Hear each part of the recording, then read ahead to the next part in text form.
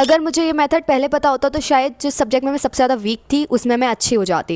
And this method is called eat the frog method. Let me tell you, this method works in morning. जब हम लोग सुबह उठते हैं तो हमारा माइंड उस टाइम बहुत ज़्यादा एक्टिव होता है, हम लोग ना चीज़ों को जल्दी से समझ लेते हैं, उस टाइम हम लोग बहुत ज़्यादा फ्रेश होते हैं, हमारी एनर्जी बहुत ज़्यादा पॉजिटिव होती है। देखो, आपको सुबह उठ के अपना वो सब्जेक्ट उठाना है जिसमें आप सबसे ज़्यादा वीक हो, आपको लगता है कि ये मुझसे होगा ही नहीं, तो आपको वो उठाना है। लाइक जैसे मेरा मैथ्स है तो मैं डेली सुबह उठ के मैथ्स ही पढ़ना है, मैं ये अगले दिन सोचूंगी ही नहीं कि मुझे कौन सा सब्जेक्ट पढ़ना है, मुझे पता है कि मुझे सिर्फ मैथ्स पढ़ना है तो मैं मैथ्स ही पढ़ूंगी। पूरा दिन आपका एकदम फ्रेश जाएगा कि ठीक है भाई, अब मुझे पूरे दिन मैथ्स नहीं पढ़ना पड़ेगा, मैं वो सब्जेक्ट पढ़ूंगा जो मुझे अच्छे लगता है। देखो, मैथ्स को जब हम सॉल्व करने बैठते हैं, साइंस को लगाते हैं, जो भी सब्जेक्ट आपका वीक होता है, पूरे दिन का एकदम थका हारा, एकदम दिमाग में चल रही है परेशानी, टेंशन, इधर की टेंशन, फिर हम उसे करने बैठते हैं तो भाई नहीं होगा।